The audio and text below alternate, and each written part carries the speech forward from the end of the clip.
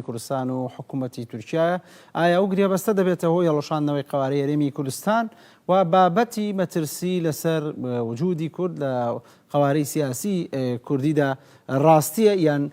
شتی جددی لە پشتەوە هەیە لەگەڵ ئەوەشدا کە زۆر جار باز لە پەیوەندەکانی هەرێم و تورکیا دەکرێت زۆر ئاڵۆزە تورکیا لە هەموو شوێنێک ئەوەی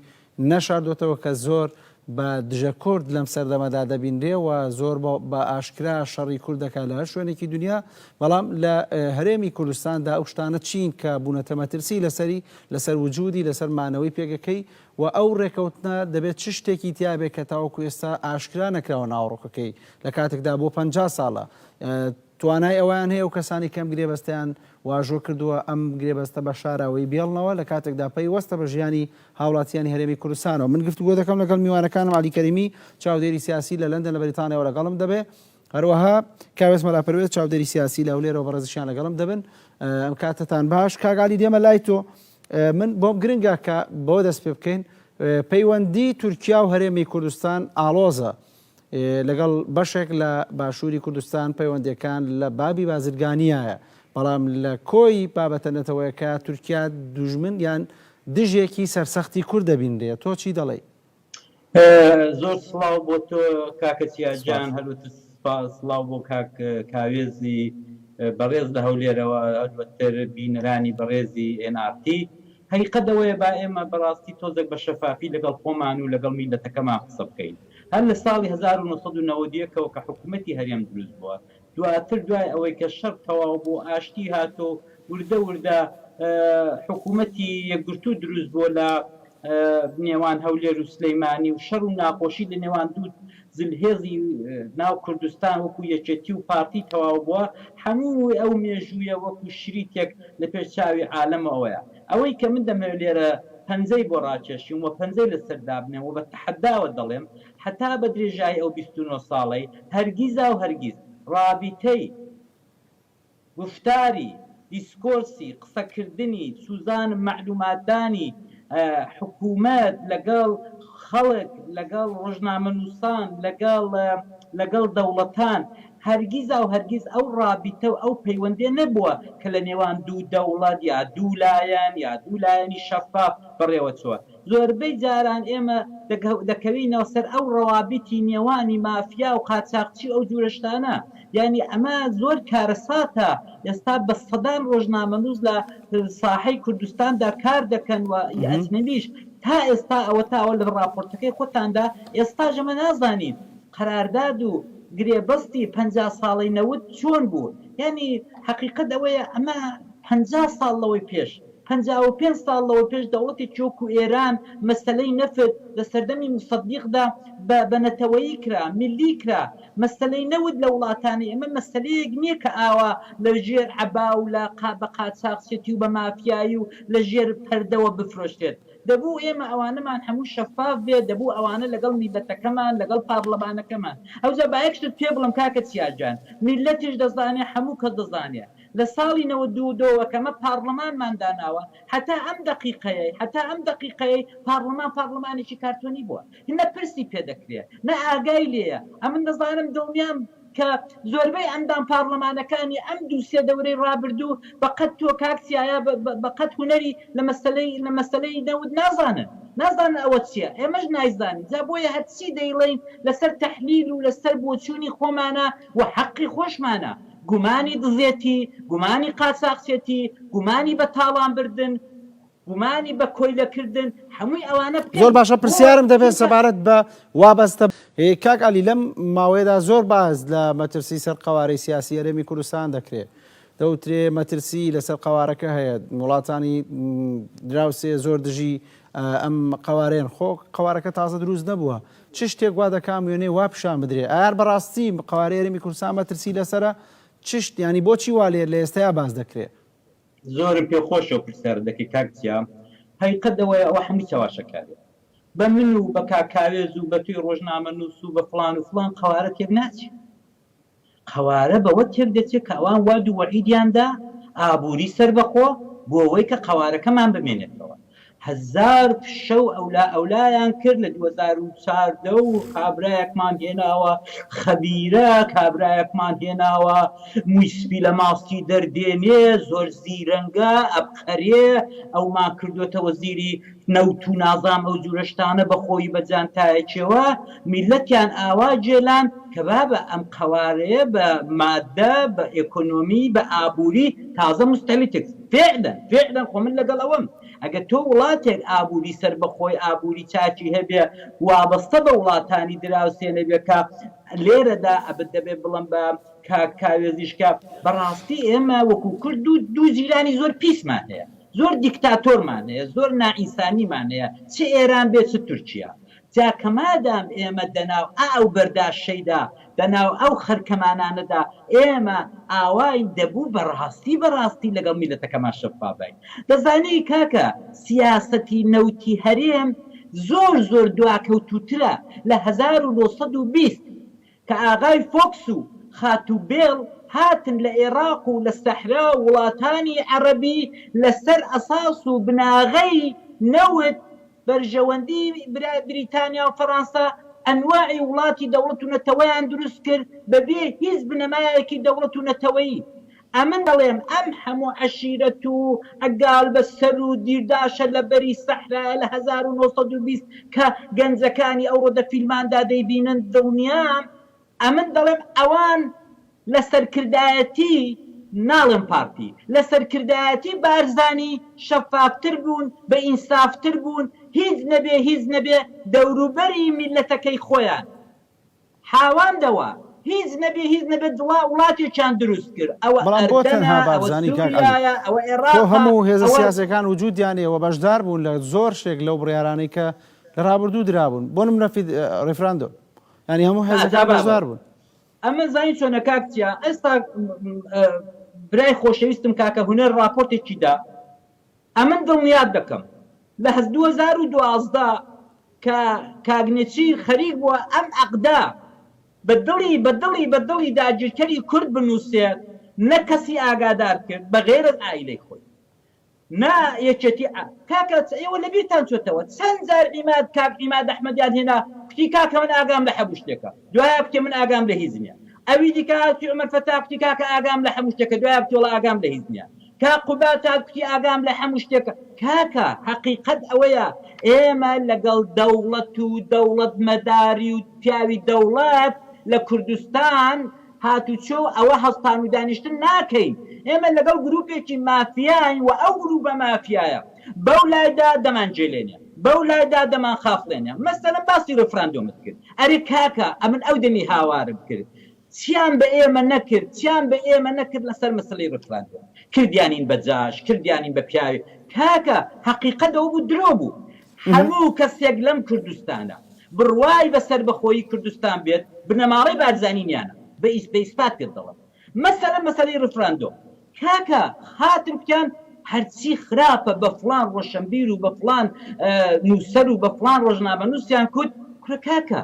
ئەو برادەرە بۆ ناڵێ ئەمن دژی سەر بەخۆی دەڵێ ئەمن دژی بنەماڵەی بارزانیم باشە دژبوون لەگەڵ بنەماڵەی بارزانی بۆ دەبێتە دژبوون بەسەر بەخۆی کوردستان ئێستاش مەسەلەی قەوارە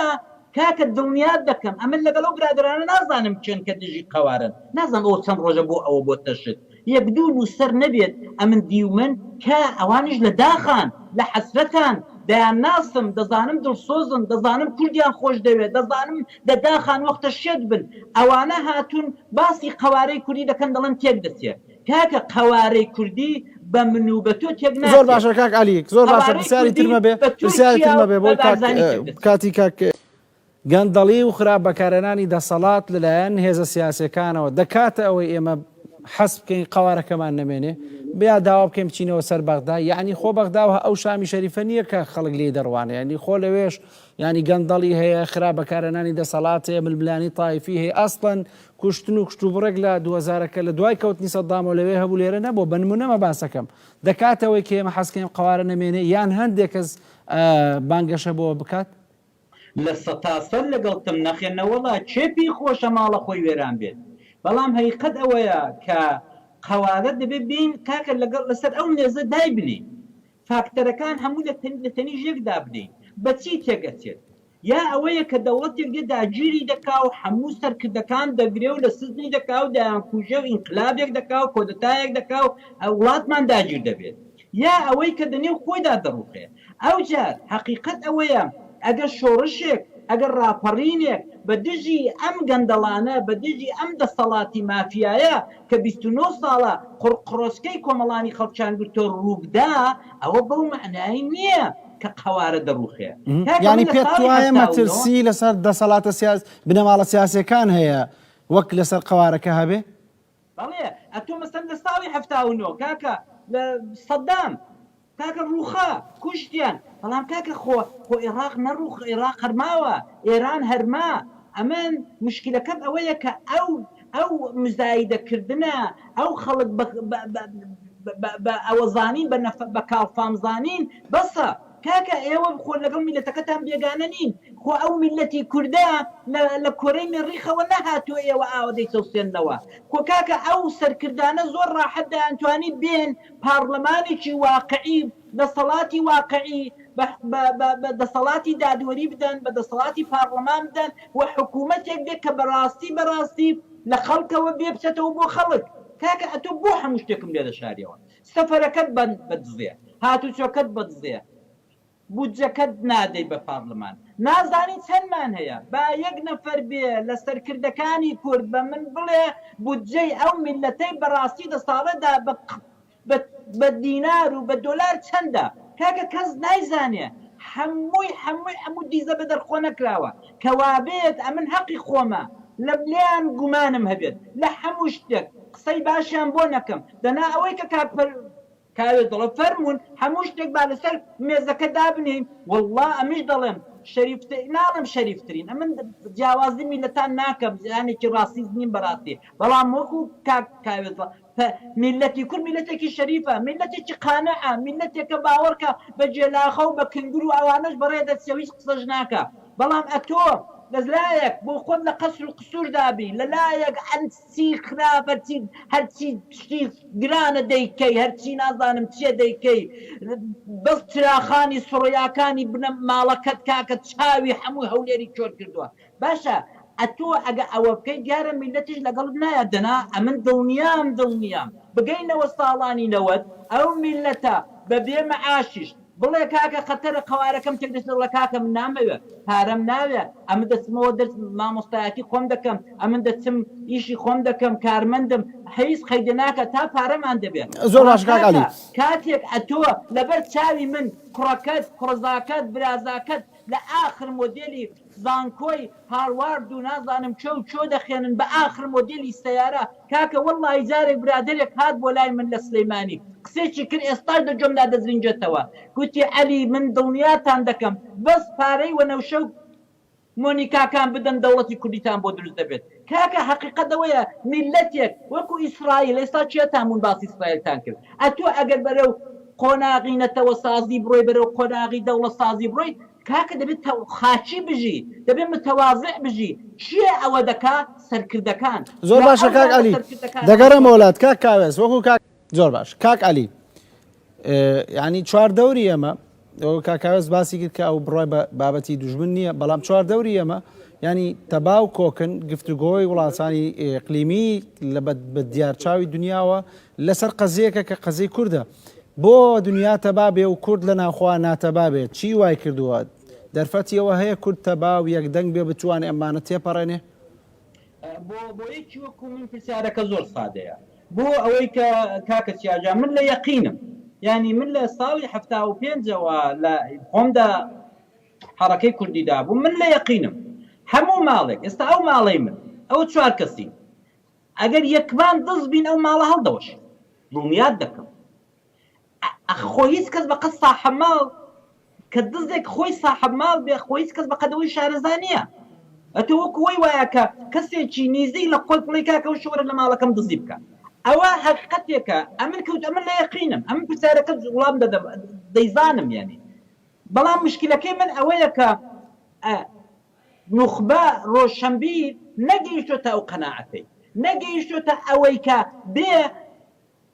پەنجە لەسەر برینەکە دابنێت کاکە برینی کوردی ڕاستە ئەگەر بێتە سەرێکی بش لەگەڵم نە ئێرانە نە تورکیا ئەوان مشکلان هەموو کەسێک مشکلەی هەیە ئەوان مشکلن بەڵام دەتوانین بربەرەکانی بکەین بە هێزی گەل بە مقاومەتی خەڵک بە ئیرادەی خەڵک بەڵام کاکە ئەتو کاتێک دزەکە تاڵانت دەکا ئیرادەشی لێ تاڵان کردوین ئیرادەشی دزیوین ئەمن بەڕاستی پێم خۆشە لێرەوە قسەیەک بە هەرچی ڕۆژنامەنووس بە هەرچی لێکۆڵەری ئەوەی کوردستانە بەڕاستی داوایەکیان لێ بکەم ئەوە تقریبا هەفتەیەکە دەشەوە ئەو قسەی قەوارەی کوردی تێک دەچێ و تێک ناچێ هاتۆتە ناو مژارەوە ئەمن بۆ خۆم کە مرتب متابعم هەمیشە دای متابعم دەزانم نازانم لەکوێوە ئەو قسەیە لەکوێ ئەوە هاتووە یعنی بۆچی خراوەتەنێ و باسەکەەوە کاتی 2017 بیر هاتەوە هەفتەیەک پێش ڕفراندۆم کاکە لە هیچی خۆڕایی بەزمێکیان ساز کرد ئەو مستەشارانە کاڵپامانەی پارتی هاتنە سەر تەلەڤیزۆنەکەی جەنابێت تەلەڤیزۆنەکانی خۆیان گوتیان کاکە ئەوانە دژی ڕفراندۆم ئەوانە دژر کورە کاکە دژی ڕفراندۆم بۆ خەڵک دژی ڕفراندۆمە ڕێفراندۆم چییە یعنی سوال و جوابێکە ئەتۆ بۆ خۆت دەتزانی باشیان پێکوت بووی بەڵام ئینادی و قسەیە و ئەجەندای دەوڵەتێکی داگیرکەرە دەبە بەرەو پێشی بەری ئەتۆ دەتزانی کە ڕێفراندۆم شکست دەخوا بۆیە دەبوو دەستە چەورەکەی خۆت دەسەری عەلی هەڵسووی عەلی بکەی بە ڕەفیقی سەدامێ پرسی فۆتۆشۆپی بۆ بکەی نازانم چ بکەی فڵان کەسی بێنی بڵێ ئەوە ناهێڵی ڕێفراندۆم بێت کاکە ئێستاش باش خۆ ڕێفراندۆمیان کرد کاکالی ئەمانەکانە پێت دەڵم مەسەلا داوا دەکەم لە تۆ لە هاوکارەکانت پێم بڵێن یەکەم جار مەسەلەی تێکچوونی قەوارە لەکوێوە هات کاکە تێکچوونی قەوارە لە خۆیانەوە هاتووە ئێستا خۆیان تۆ باسی ڕۆژنەفتت کرد باسی 50 ساڵە قەراردادت کرد ئێستا حالیەن ئاغای کازمی لەسەر خەتە ئەو گرێبەستەی قبول نییە ئەو گرێبەستە جا بۆ معلوماتی شت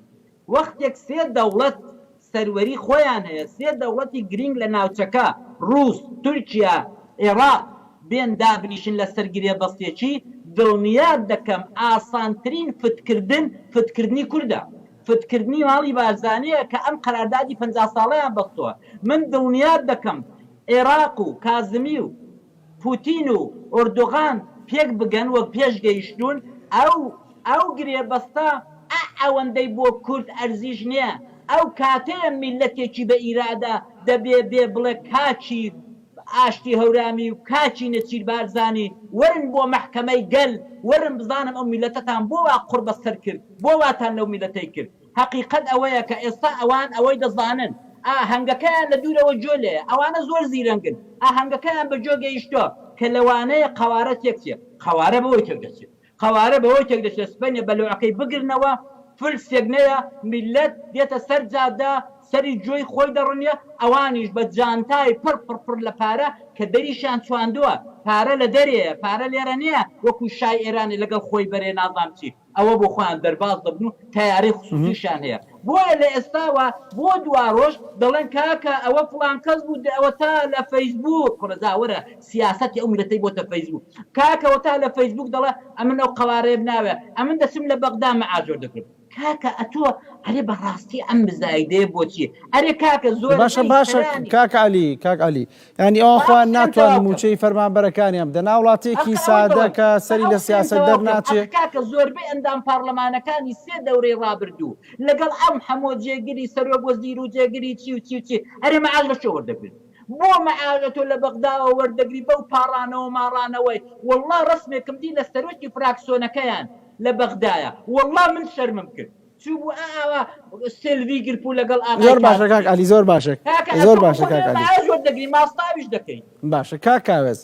ئەگەر سیارێکی جددی ئەگەر نەک ئێوە ئەگەر ئەوانەی کە ئێستا بڕوان بە جۆرێک لە بابەتی قەومی نەماوە نووسەران و مەبەستم لە ئەوانەی کە لەم بابەتە زۆر قسە دەکەن پێی وایە بۆ لەگەڵ کابراایەکی ئیتالی یان لە نیوزلندا یان لە بریتانیا یان لە یەکێک لە وڵاتانی دنیا دەژی وەکو هاوڵاتێکی ئەو بیر بکاتەوە لە کاتێکدا قەزەی تۆ قەزەیەکی قەومیەوە بە درێژایی مێژوو تۆ شەڕی ینی خۆسەپان شەڕی ئەوت کردو کە وجودی خۆت دەربخەی کە نەشیان هێشتووە یان ئەگە عەرەبێک ئەمە بکات لە برێوەی لە بەرامبەرەوە چەندین دەوڵەتی هەیە گرفت نییە بەڵام تۆ نابێت لە بەرەوەی کە پارتی دیموکراتی کوردستان یەکێتی نیشتیمانی کوردستان فێڵ و غەڵەت و گەندەڵیان کردووە بەرامبەر بە نەتەوەکەی خۆت تۆ پشت لە نەتەوەی خۆتیش بکەی لەگەڵ ئەمەیە پێت وانییە کە ئەمە لێرا خەلەلێکی جددی هەیە و ئەگەر وایە تۆ لەگەڵ ئەمەنیت هەوڵ بەمە بڕوخێنە بۆی خۆت بنیادی کۆمەڵگەیەکی کوردی گرنگ بنی دەست خۆش کاکە سیاجان دەست خۆش زۆر چاکی بۆ چووی حقیقەت ئەوەیە کە ئێمە لە ساڵانی پەنجاوە و لە دوای چلەکانەوە کە یەکەم قەوارەی کوردی لە مەهاباد بۆ ماوەیەکی زۆر کەم بە ناکامی لە دایک چووە جوانەمەرگ بووە ویش جمهوری کوردستان بوو لە مەهاباد بە دواییدا ڕوتی ناسیۆنالیزمی کورد ڕوتی قەومیی ڕوتی نەتەوەیی بەڕاستی بەداخەوە هەرچەند من بۆ خۆم چەپ بووم لەگەڵ لایەنی چەپ بووم بەڵام بەداخەوە کەوتە دەستی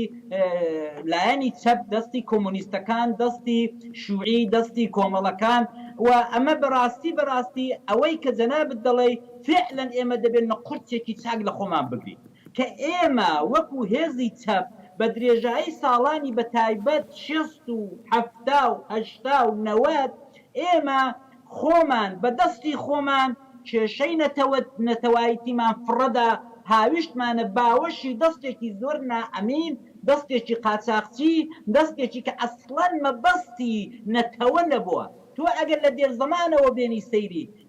بەرنامە و پرۆگرامی ئەم حیزبە بکەی کە بارزانی تێدا سەرکردەیە و بابێک و کوڕێک تا ئێستا سەرکردە و حیزبوون ئەوان بەڕاستی هەر بە مێنتالیتی و هەر لە جەوهەردا ناتوانن بڕوایان بە دەوڵەتی نەتەوەیی مۆدێرن هەبێ بڕوایان بە دەوڵەت و نەتەوە هەبێت بووە چونکە خێڵ بڕوای بە حکومە خێڵ بڕوای بەوەیە کە سەرۆکی خێڵ چی پێخۆش وا دەکەن ئێستا شەروا دەکەن ئێستا مەسەلەن هەر نمونەیەکی بچووک توخواقت ئەمەکە باو دێڕێتەوەکەم مەسەلەن ئێستا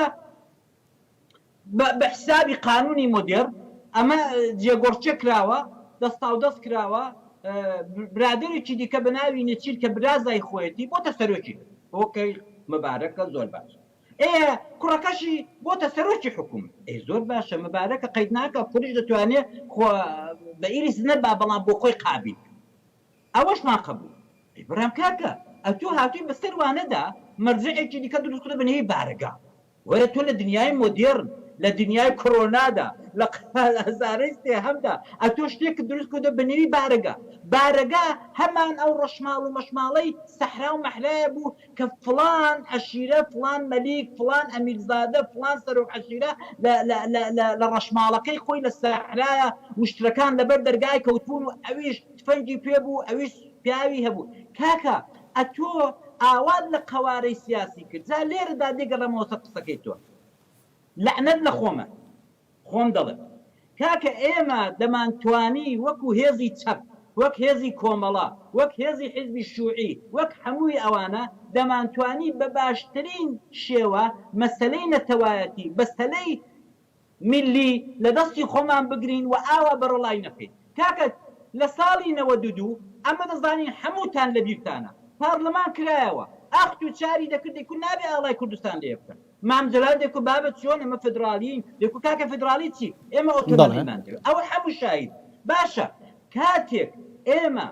هەمومان مەسەلەی ملیمان پێ دواکەوتوو بوو مەسەلەی نازانم شوعی و مەسەلەی عێراقچێتی و مەسەلەی چی وامان هێناگۆڕێ وەکو دیالۆگ وەکو گفتمان وەکو دیسکۆرس هێنامانە ناو بزاوی میلەتی کوردەوە کاکە ئەم مەلۆتکەیە کە پێی دەڵێن مەلۆتکەی نەتەوەیی لەوێ کەوت بوو ئەویش هات پتی کاکە هەڵی دەگرمەوە هەڵی گرتوتەوە و ئەشهد بالله تا ئێستا مزایدەی چاکی پێ کردووە یاری چاکی پێ کردووە باشە قازانج و بەرژەوەندی خۆی کوڕەکەی نەوەکەی برازاکەی و ئەشهد بالله قازانجی هەبووە بەڵام دوجار نەتەوەیەک باجی دەدا کاک عەلی سوپاس بۆەوە هیچ کاتم نەمادە میست کاک پەرۆز دەگەڵ بەردەوام ببمەوە بەڵام سوپاس بۆەوە عەلی کەریمی چاودێری سیاسی لە لەندەن لە بەریتانیاوە لەگەڵم بووی هەروەها کاوێز مەلا پەروێز چاودێری سیاسی لە هەولێرەوە سوپاس بۆەوە کە تاوەکو ئێستا لەگەڵم مانە و لەگەڵم بەردەوام بوون لەم گفتوگۆیە سوپاس بۆ بەشداریتان بەڵە بەرزان لەگەڵتان بەردەوام دەچمە لای کارۆ محەممەد لە بازل لە سوئیسرا سەبارەت بە وڵاتیان